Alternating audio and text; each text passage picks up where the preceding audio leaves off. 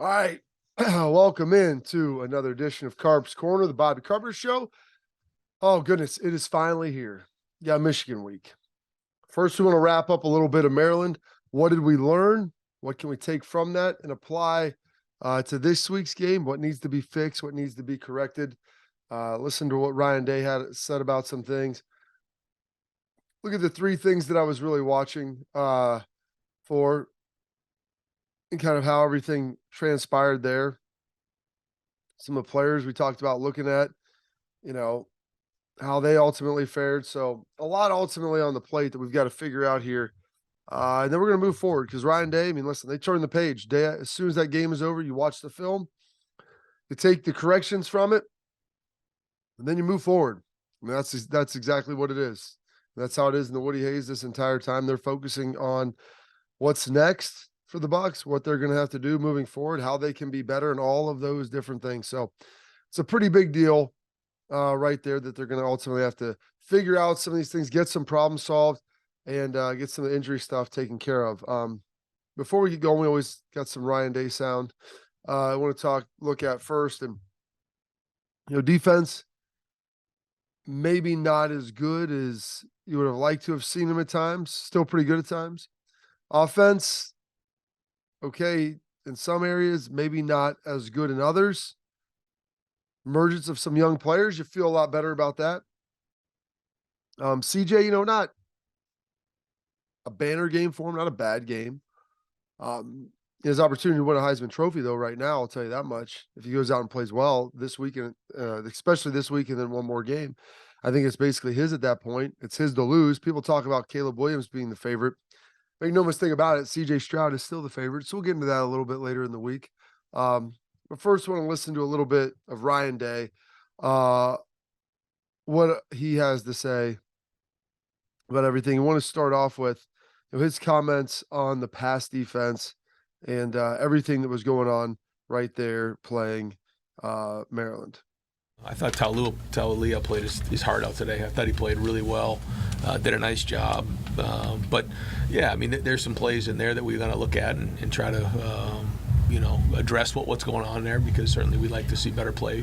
But there's good players in this league, and they're gonna get yards. I thought our defense did a good job of, forcing field goals at times, especially early in the game. But our number one goal and the plan to win is to play great defense. And they did throw for too many yards today for sure. But we'll take a look and try to figure that part of it out. So you give credit to Tualea, for playing really well. It's the best he's played, I think, since early on in the season. He was nicked up for a while. They didn't really protect him much. Got him more protection. He's athletic. He can move around in the pocket. And how that relates, I think, is good to see him right before you're seeing J.J. McCarthy, because J.J. will do some of the same things, trying to escape the pocket, and is athletic and has a live arm, but not nearly as physically gifted as far as, I think, with his touch right now and his accuracy. But you give credit to him. And, the passing defense was good at times, but you got to get some of that cleaned up. They have some really good receivers, Jared and Demas. Like, we'll talk a little bit about those guys later. But, Ryan, not crazy upset about it. And talked about the defense forcing some field goals early on as well, which is always a big deal with that. And so now we'll listen to his comments on his young running back and Dallan Hayden and what he was able to bring to the table. Yeah, we didn't quite get the running game going there in the first half.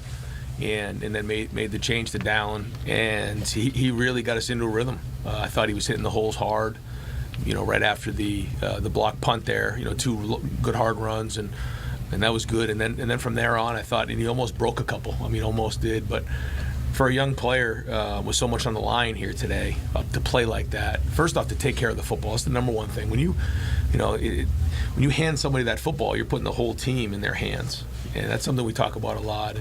And so we trusted that Dallan was going to do that. He's had a couple spots this year, but this was big, and for him to get this game under his belt, I think will build some confidence for him. I think it's important to hear him right there talking about he almost broke some, which was great. You realize things were getting going with Trey, and we'll talk about that a little bit too. But he almost broke some. But the big thing was a young player, ball security. He got things going in the second half, north-south running.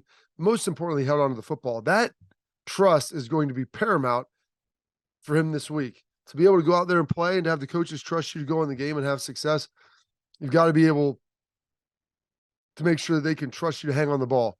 So yeah, you get almost a $150 rushing. That's great. If he would have had 2 fumbles, would have wiped all that away. All of that goodwill have been thrown in the trash. So that's great to see right there, that there is a passion. There's an understanding that he's holding on to the football, because it's not just his, it represents everybody in the offense, everybody in the defense, and really the entirety of the team. Because that ball is not yours. It is the entire team's. Now, he's running the football really well. Surprised on a 4th and 1 when they're able to pound the rock and he's getting downhill in a hurry. Why Ryan ultimately decided to throw it with CJ to Marvin, and what that ultimately looked like on 4th and 1. On that one in particular, I felt like we had a really good matchup out there with Marvin, and actually we did, and he had a lot of cushion, and he was open, but I was kind of looking at the coverage to see what was going on, but with CJ, there was obviously leakage in there, and it was a max protection, so it should have been a nice clean pocket, and it should have been a pretty easy throw and catch. We thought schematically it was a good play, and that was kind of more of what our thought process was as opposed to trying to prove something or anything like that at that point, but we didn't execute it, and so again, get to the film and figure out, how to execute it better next time. They like the call, they like the coverage, like what they were seeing. You get that, you understand it. I mean, that's a big piece of why you chose to make that decision. I got you have max protection. You shouldn't have had any leakage. That shouldn't have been the case. So CJ shouldn't have been under pressure, but the reality is he was, and that's what happens when you throw the ball. There's more variables throwing the football than there are running it. And so with the way Dallan Hayden was running, the way they were blocking up front, I think that was pretty important. And you probably got to go and ultimately just go hammer the football in there, because the way Dallan was running, getting downhill, I liked what he was bringing. So I think in that situation, even if you have a great pass and everything dialed up right, I think you stick to your guns, you run the football there. You win the game and you're on to the next. That has not been easy. Hasn't been good. We'll probably talk about it more this week, but looking forward to the preparation, and our guys have been focused on it all off season, and during the season it's always been in the back of our minds. We work it every day of the year, and so the week is officially here. That's what it is. I mean, you ultimately got here. It's 11-0. May not always felt good, may not always been pretty. Sometimes it looked amazing. You win the game, and now you put it away and you move on, because this is ultimately what you've been working for. This is what you've been grinding for to get to this moment. So you put yourself in position to achieve all of your goals with 1 game left in the regular season. So you pack it up, you learn from it, and then you ultimately put it away and move on. And that's big. And then Ryan talked about Michigan's this week, but you also touched on them daily. This isn't something that's just a once in a while deal. Like, Michigan is something that permeates the culture and everything that they're about. You can't just go through the motions and think you're going to win a conference game like this on the road. All that being said, our number one goal is to beat the team up north, and you can't just show up and win these games. You have to fight and play. But we're already into the team up north week. Week is here, and it's good. It's exciting. It's Ohio State. It's great. But ultimately, you know what? You work on it a little bit all the time. So it's always present, omnipresent, always there, always being thought about. So Buckeyes win 43-30. Down 13-10 at halftime. Open up with one of their Herculean third quarters that we all know so much about. You get some special teams juice with it. You get Dallan Hayden going. You score 17 unanswered in the third quarter, and you feel pretty good about it. And then all of a sudden, you let them start creeping back in. You get the blocked extra point. That's not a great thing. They get a couple points running that thing back. So you have a swing right there. You're trying to go for 2 to make it a 2-score game. You have a false start. There's a lot of things. There's a number of penalties too. A lot of penalties in this game for Ohio State, more than what they had in the past, and some critical ones as well. So not great. The 3 things I wanted to look for: all 5 of the defensive backs in the back end, or the corners rather. Cam and Jair Brown, Jordan Hancock, Denzel Burke, and J.K. Johnson. And there were mistakes kind of made by each one of them.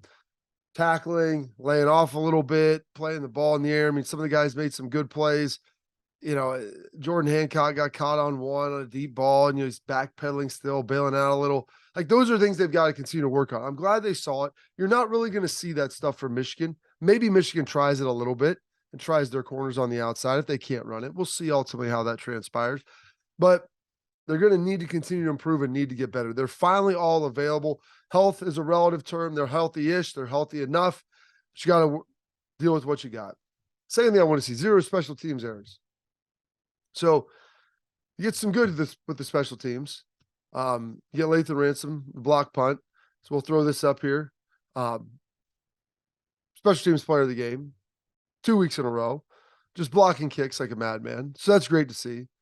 But then you also have the extra point that's blocked that leads to 2 points the other way.